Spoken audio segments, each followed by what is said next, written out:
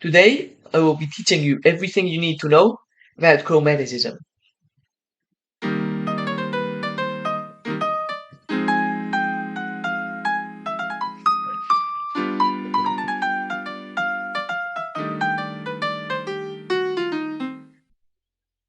The first thing we will need to cover is the chromatic scale. Now, I can guarantee that you have never seen a scale, and you will never see a scale, at least using equal temperament, using so many notes. Why? Well, simple. We actually use every single note in the piano. So, why do I show you this? In part for a technical reason. It is quite difficult to play notes that are so close together in the piano. So it's good to know what fingers to use. It's fairly simple. Basically, whenever you can in the white notes, I'm starting with the right hand here, you play with your thumb.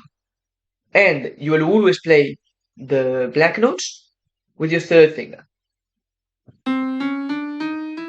However, there comes a point where you can't really just jump with your thumb. That's not very useful if you're trying to get speed.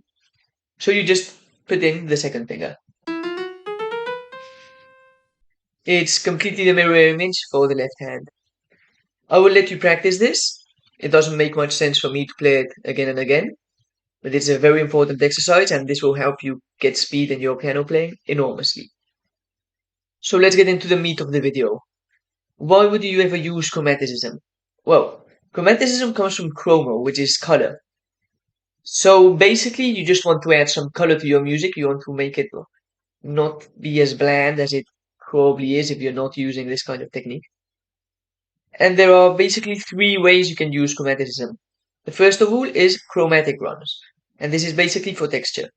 This is when you just literally play the chromatic scale or a part of it in the middle of your improvisation, just because, just to add some speed and to add some the specific texture the chromatic scale provides.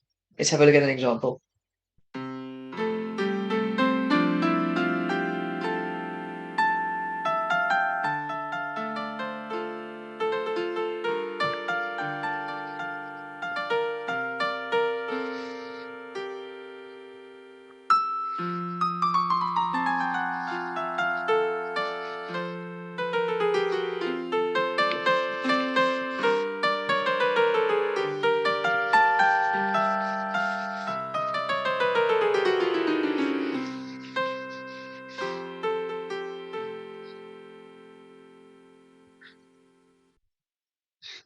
You will find chromatic runs in a lot of music by Chopin and other romantic composers. And of course, you can feel free to use it in your own improvisations. Now, there are two other reasons why we would use chromaticism. First of all is quite similar. It's to add melodic interest. So if you're playing a very basic melody, you can just add chromatic notes in between, and in this way you will get something more interesting. We will have a look at this more in detail now. And then we have harmonic interest, which we will see at the end of the video. So in order for me to discuss how we can embellish our melodies with chromatic notes, I should first explain what diatonic and non-diatonic notes are. Whenever we're playing a scale, it doesn't matter if it's C major, E flat minor, G mixolydian sharp 11th, whatever you want. The notes of that scale are called diatonic. And the rest of the notes will be the chromatic notes, the non-diatonic notes. Usually, when you're playing in a scale, you will want the strong measures and the beginning of each chord to be played with a diatonic note. Otherwise, you will just create a lot of dissonance, which may or may not be the effect that you're looking for. So usually you will use your non-diatonic notes on the weaker measures and as passing notes or approach.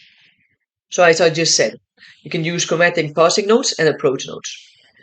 The difference is actually fairly technical. A passing note means that you continue the melodic line you were playing. So, for example, in the first example, we go down and we keep going down. So, we would play,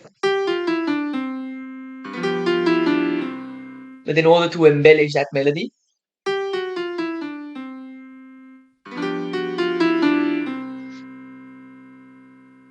notice how I played this in a weak measure. If I instead played it on a strong measure, this would sound very dissonant.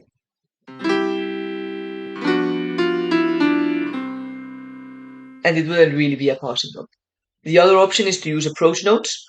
It's basically the same, just that it's, let's say, at the end of the phrase or before the actual note that you want to target.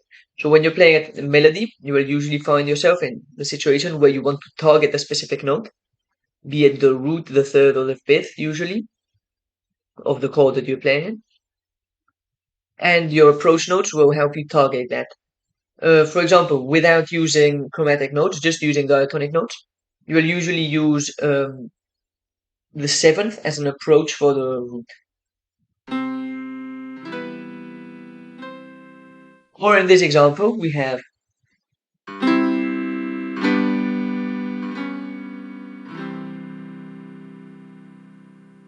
But as I said earlier on, we can also use chromaticism with chords, with harmony.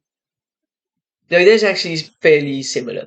You can use passing chords or approach chords if you want, where you will just move each note of the chord chromatically.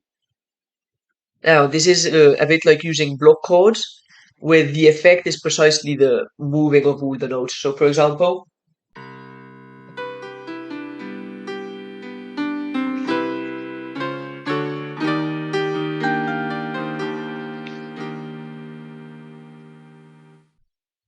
notice how there I targeted E flat major, and given that I started in C, I just moved chromatically up to E flat major by playing both D flat major and D major. That was all for today's video. Of course, if you enjoyed it, don't forget to leave a like and subscribe to the channel. See you next time with more music content. Bye.